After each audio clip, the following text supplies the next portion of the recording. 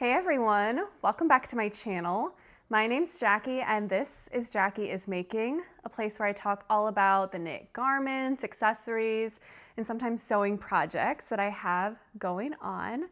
And today is an exciting podcast episode because you can probably notice I'm in a brand new location and this is my new house. So I'm not sure if this is gonna stay my podcast location, but I thought this was kind of a pretty setup. What you guys can't see is there's about 3 rooms still that are full of boxes.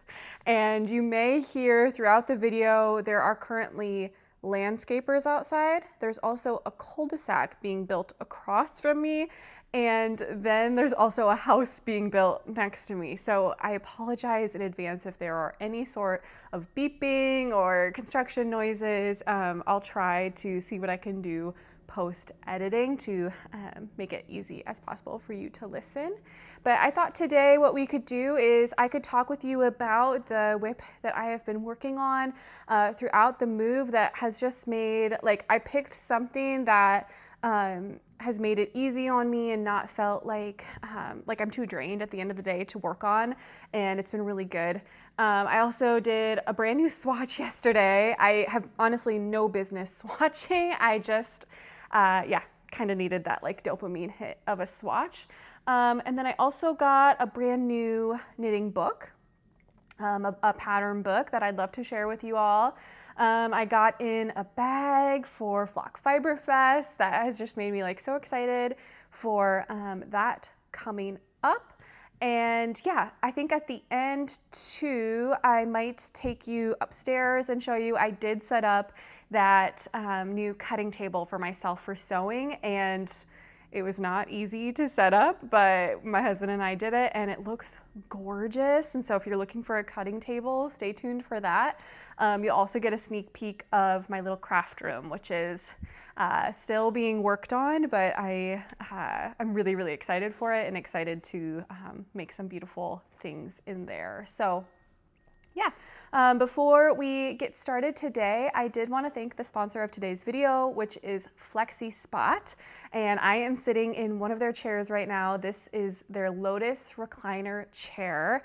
And I have been a big fan of Flexispot now for, I think 4 years ago. I bought one of their standing desks. I love it. That's actually what I use for my sewing desk. It's currently in my sewing room.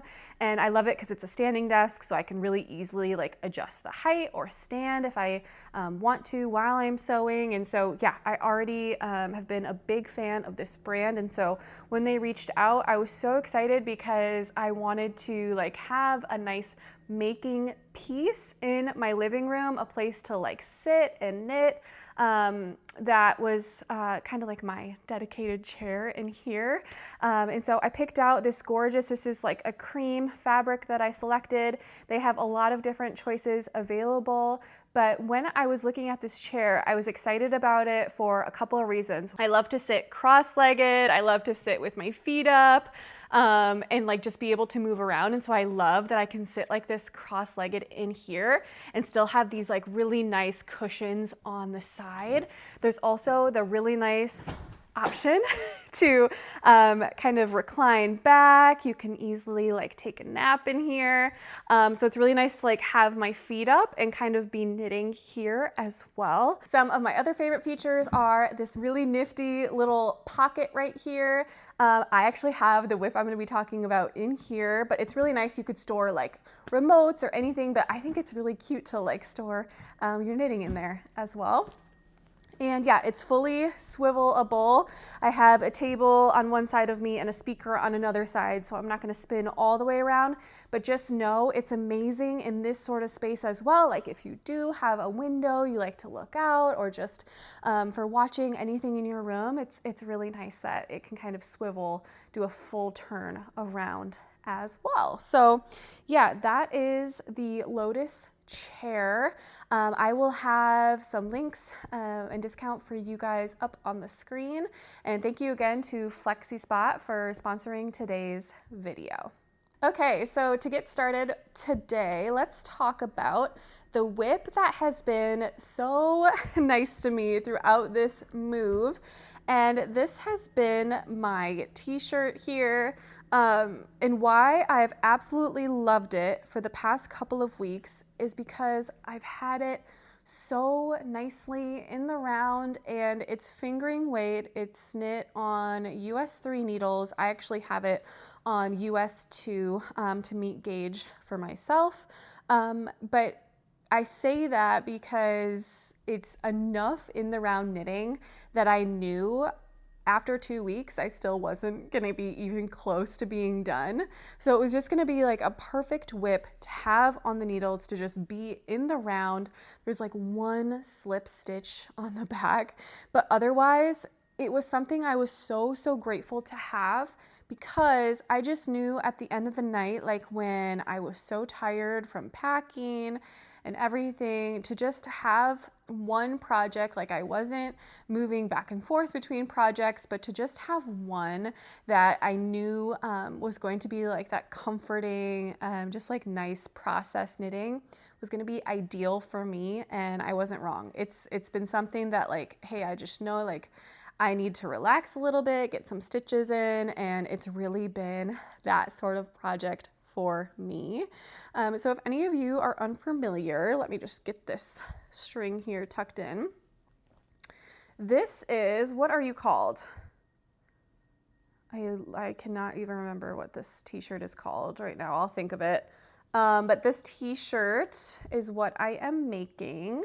And I am knitting this with Malabrigo Rios.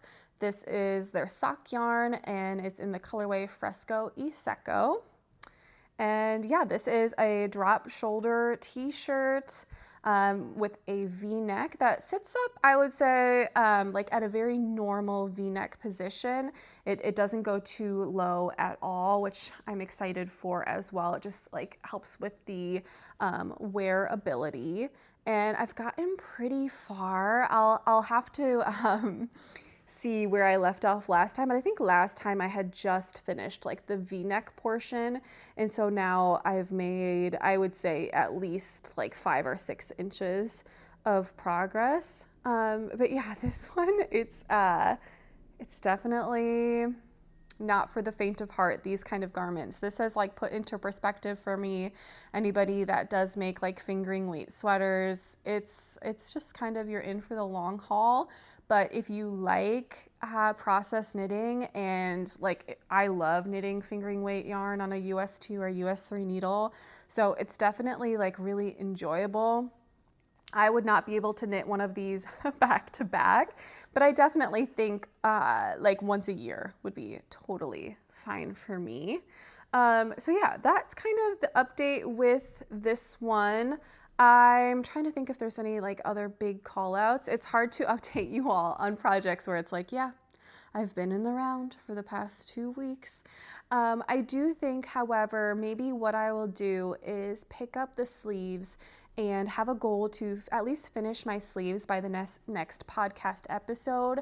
And what I'll do then is I will try it on, so that way we can see kind of how it's fitting, and then I can get a good estimate of how much more inches that I'm going to want in the body.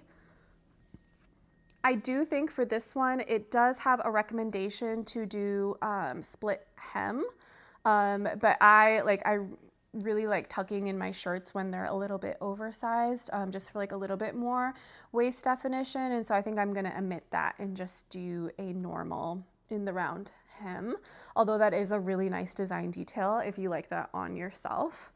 But yeah, let's see what else. I do know for my V-neck here, I did go down a needle size. So I actually used a US 1 for it as well. So I actually did use a US 1 for it just because I wanted it to be like pretty neat and tidy, and I really liked how that ended up. Overall, this yarn I think is looking gorgeous. It's not like pooling weird. I think it looks really beautiful in the way that it's kind of being knit up, and the gauge, it's just so gorgeous. It's it's a really beautiful garment. So I'm excited for like the wearability of this one. It's so soft and I just feel like it's going to be so drapey. So yeah, I highly recommend, like, if you're going through a move, if you're going through like any sort of like stressful time in your life where you just know you're gonna need for like a period of time something in the round to just, yeah, kind of like have something to like meditate on and sit and relax with, I highly recommend like a project like this, because you're going to be in the round for a long time. And so you can kind of like set yourself up for success with this one.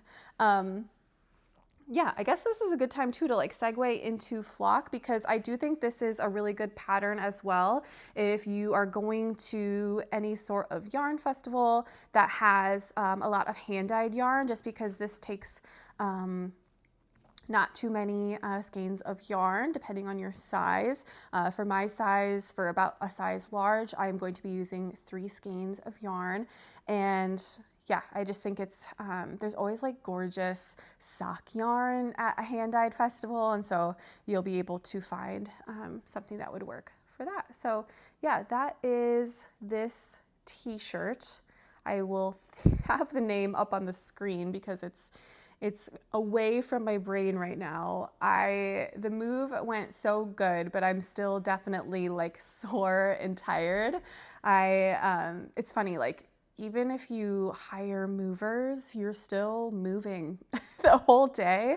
I don't think I stopped for like 2 days straight for sure. I mean, honestly, it was the week before as well. And luckily, my mother-in-law came up and really did a lot of help with us. And so after like the first day, I already had my kitchen all put away.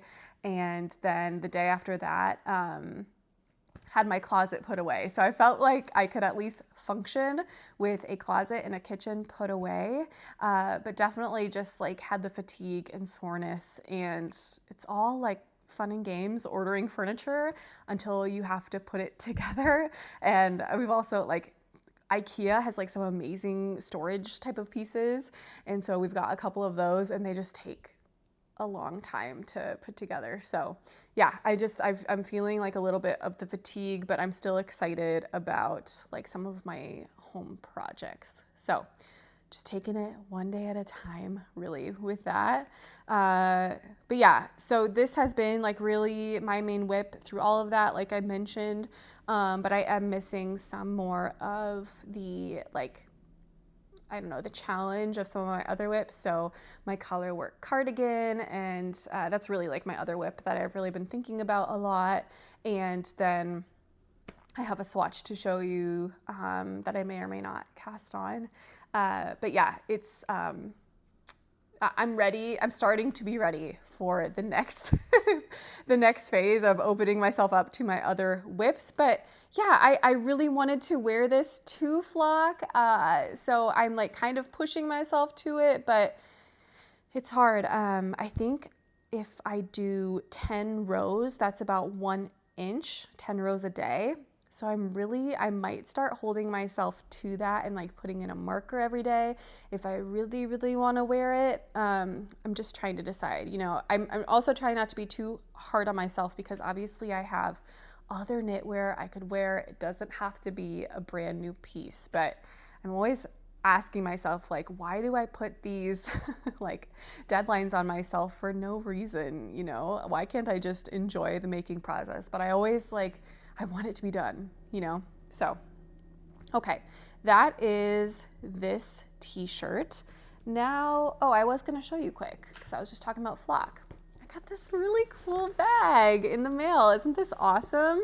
So I remembered from last year, Knit California, she had her videos of Flock Fiber Festival, and she talked about how much she loved this bag that they do. And I saw that they were redoing a similar bag, except for with their logo for this year. And it's interesting, they ship these out before you go to the festival, which it's actually kind of nice, because then yeah, you're not gonna have to wait in line when you get there. You don't have to like go and pick it up or anything. You just have it and like ready to shop right when you get there. So kind of a nice feature.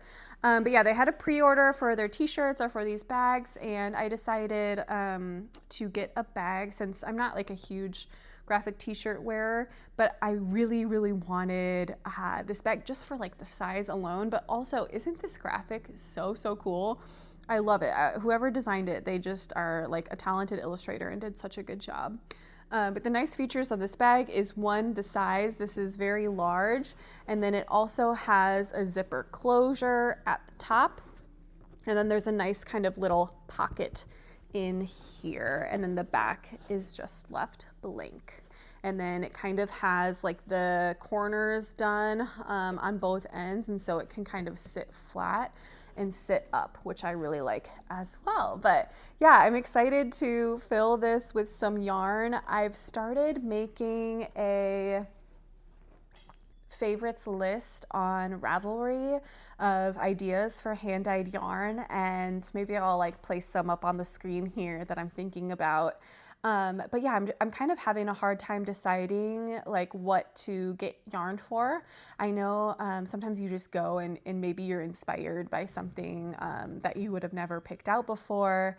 So I'm leaving that up to like possibility as well. But I love to go to any sort of yarn like event with a notes like in my phone about certain things that I'm looking at, with like exact quantities that I would need, the weight of the yarn, and then yeah, just like yardage, so I can quick get exactly what I need. I do know that flock is like pretty heavily a hand-dyed sort of event, and so yeah, I just like thinking through like what that could mean in terms of projects. I do think I love making shawls, and shawls look so beautiful in a hand-dyed yarn. It's also not, you don't need like a sweater quantity as many. So I'm thinking about for sure kind of one of those. And then obviously like I can just pick a one-off for like a sock or a hat or that sort of thing. And then I might have like a sweater quantity one in my back pocket. I'm not really sure, but I wanted to ask you all in case you had a project that uses hand-dyed yarn or that you think would look gorgeous in hand-dyed yarn that you recommend for me, because it's a little bit harder than it looks. I'm also interested in maybe if there was like a color work, or where a sweater incorporated 3 or 2 different colors that I could like curate and pick out that would look good, paired with just like another natural commercially dyed yarn. So that's an object as well. But yeah, I've been making my little favorites on Ravelry about that, but it's hard to decide and to know exactly like what's gonna be there and what I'm gonna like and that sort of thing. But I'm excited for that coming up. So that is that. Now let's talk about this swatch that I did. So my friend Hannah, she's on TikTok as Hannah Knit It. I'm always like inspired by some of the things that she makes. She picks out like some gorgeous colors and designs. We actually laugh. We are friends. We kind of have like a 3-person close friend group with our friend Courtney as well. And Hannah the other day drew like a Venn diagram of our styles. So like I'm on one side, Courtney's in the middle, and then she's on the other side. So actually normally Hannah and I have like, we're usually jutting heads about our opinions on patterns or yarns or style in general. Like she'll be like, I love this, and I'll be like, I hate that. Vice versa. But she is making the Harlow V-neck sweater right now for her mom out of this gorgeous like hot pink knitting for olive heavy merino. So definitely go check out her TikTok page if you want to see that, because the color is just stunning. But yeah, I've wanted to make that pattern for a really long time. So this is the time that I am copying Hannah, and we are actually, even though we're opposites on the Venn diagram, we're agreeing on this one. And so the recommendation for this pattern, it's by Caidre, is to use a sport weight yarn held with a lace weight yarn, knit up on a US 7 needle. And I have been looking for a reason to use up that alpaca weight, that alpaca yarn that I got from Alpaca Fest in Madison. Let's see, I think last year. And I had tried it on a different like textured cardigan, and I just felt like the yarn like wasn't really plump enough for a texture sort of garment. Plus I had to hold 2 strands of lace, and it was just like too mohairy. It just wasn't like what I was looking for. And so that was frogged, and I've just been looking for another reason to use this yarn and kind of like to get it out of my stash. Like I keep seeing all this like mohair and alpaca, and I'm like, dang, like I should really use that for something that's really nice yarn. And so, yeah, I decided to swatch for this after seeing Hannah's project. And I started it out, my little swatch here. I used the US 7 about halfway, and then I didn't really know, like looks wise, I was like, maybe I should try going down a needle size. And so the second half I did a US 6 needle, and I'm glad I did, because I actually was on gauge for the US 7, but I think that was a good idea for myself for the future, just like if I'm even having any sort of inkling that I might be off, just to quick add in another, like do 2 needles in one swatch, so you don't have to like play any guessing games or just like restart. It's perfect for that. But if you can't see, I've just been like touching this whole time because, oh my goodness, it is absolutely stunningly gorgeous. I love that my mohair is just a tiny bit lighter than this alpaca color, and it makes for just like an ever so slightly marled fabric. Yeah, it a little bit has more of like a white, it's definitely like a cream core on this one, versus this is definitely more like a beige. And so it's adding like a really, really nice effect and looks so gorgeous. It definitely has like a really pretty halo and is draping so nice. I actually liked, I looked this up and saw that this is a very similar gauge to actually my Norma sweater that I knit, which I love the fabric of. So the Norma gauge is also 19 stitches, and I knit that with a sport weight plus a lace weight as well. And I just love the way that drapes on me, and it feels, and it's comfy, and it's not too heavy. And so when I saw that was the same too, I was really, really excited about this. So yeah, that is this Harlow V-neck. I do think, you know, I have a bunch of other whips on my needles, and I don't really need to be casting anything on right now. So I'm gonna decide if that's something that I want to do or not, or if I should just like continue working on. I still have that blue vest. I still have some other ones. I was actually thinking a good video idea might be like some of my abandoned whips, because I do have a little sort of basket upstairs that is just full of some, maybe like 5 or 6 whips that are just hanging out. They're asleep right now. They're taking a nap, but it's hard. Sometimes you can just get so pulled into a different project and wanting to make something else. I do think too, like first looking at that sweater, I thought it was gonna be like a very wintry sweater, but now knowing the gauge is more like my Norma, I think it would be a really nice layering sweater for fall, just because it is so drapey. You know, like it's gonna be really warm with the alpaca, but I think it would be like a nice layering sweater with the deep V. So yeah, I'm actually thinking that might be fun for fall now. So that is the Harlow V-neck. And then lastly, for just like an acquisition, I wanted to talk to you about Wilderness Knits. This is a Linka Neumann book, and I was excited because I follow her. One of her patterns was like my first sweater I ever made. It was kind of a crazy venture. I knit the Madawaska sweater, and so I've just like loved her ever since then, and I was excited to see on her page that this was finally released in English. So she has like some gorgeous books out, but only a couple are translated to English currently. She does have so many of her patterns individually are translated on Ravelry, but I really enjoy her work. And just like how much it looks like, I don't know, kind of like Alaska and just like northern sort of vibes.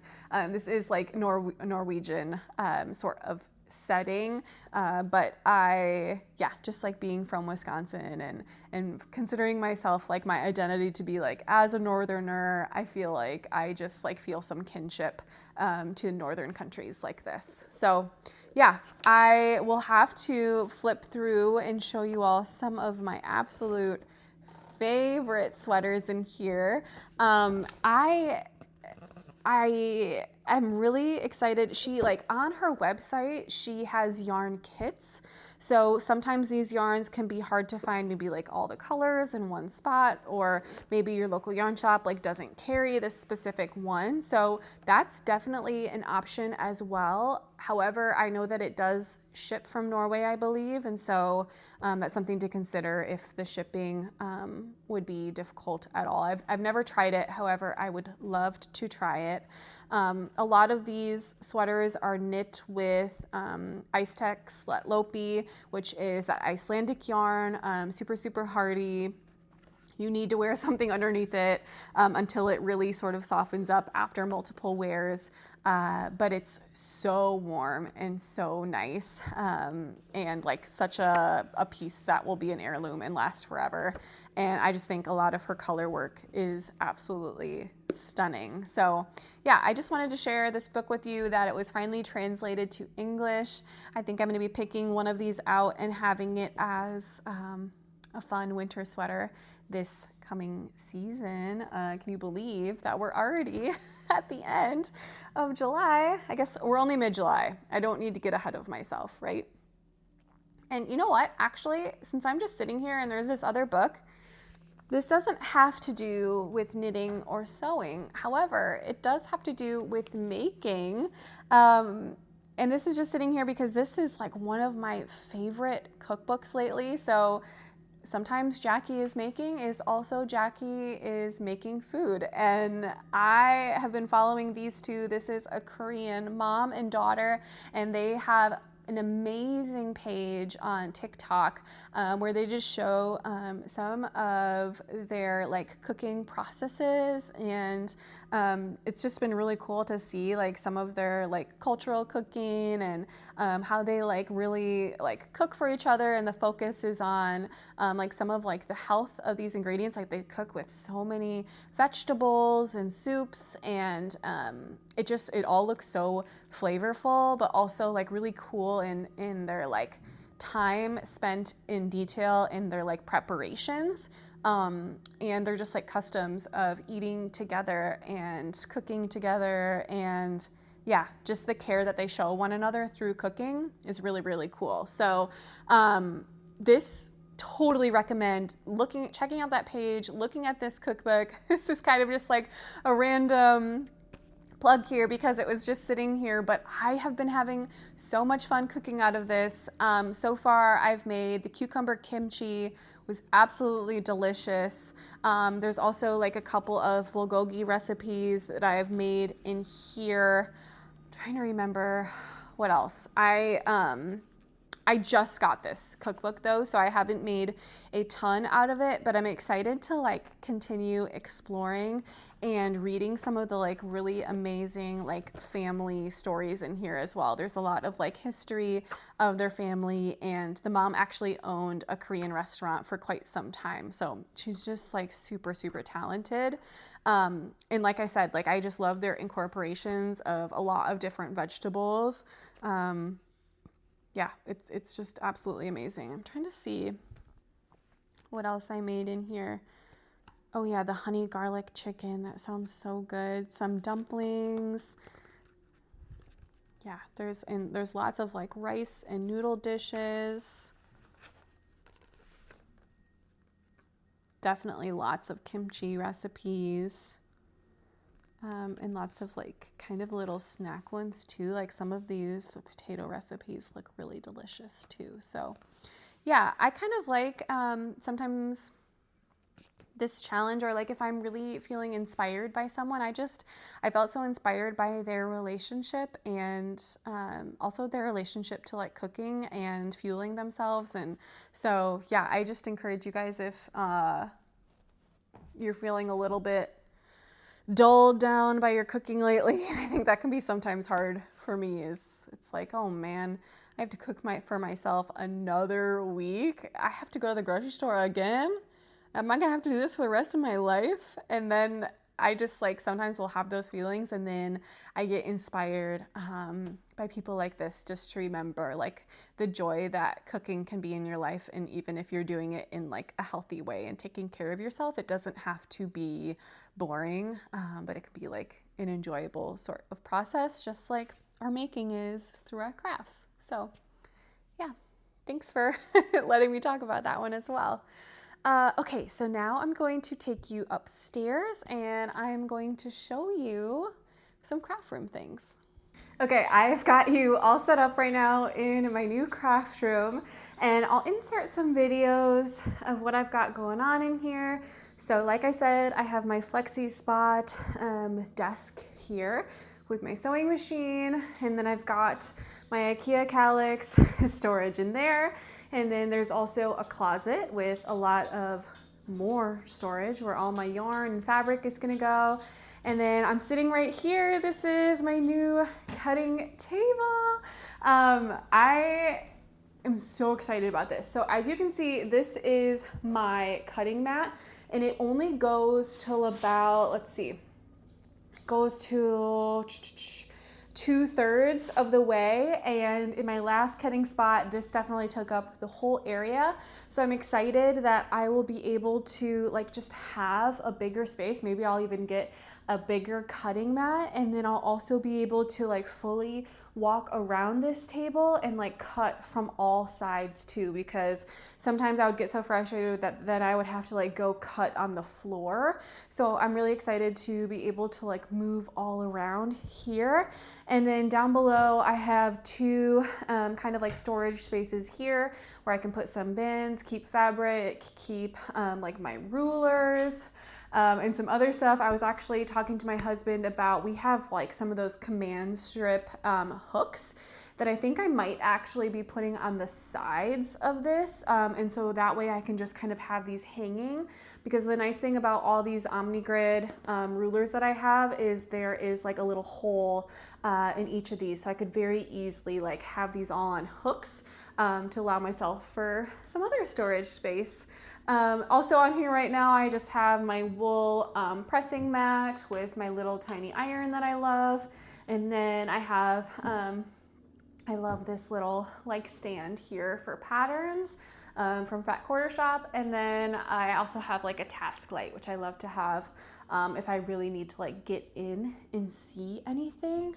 And the other thing that I really, really love about this cutting table is on the other side, like because it's meant to be a kitchen island, on the other side, there's room for like a stool to scoot into it. So I'm gonna take one of my stools from downstairs and scoot it under, so that way if I want to do little cuts or if I want to draw on the other side, I can really easily just kind of hang out in here and have that be like a space where I can sit and do items if I'm sick of standing. So yeah, this turned out so good. It was not that easy to put together, but I'm like really, really pleased with the quality of it. This is definitely like a nice wood top, and just like the colors and everything look so good in here. So yeah, I'll give you a little tour of this room. My favorite highlights are this gorgeous like girly light that I put in here. I picked it out because it had 3 bulbs. I really wanted a lot of light in here. And I like love the ceramic aspect of it and just how like feminine and girly it looks. And I'm trying to figure out right now some window treatments for these windows. I'm thinking of doing either like a bamboo sort of Roman shade or just like a fabric Roman shade. However, I think I will have hanging in here again my sewing machine quilt, and yeah. So I'm thinking, and there's also always going to be like fiber in here, fabric and yarn. And so I was thinking, okay, maybe like another good texture element would be like that jute or bamboo, so that there's like a mixture of textures in here. These are the things, the design things that I think about.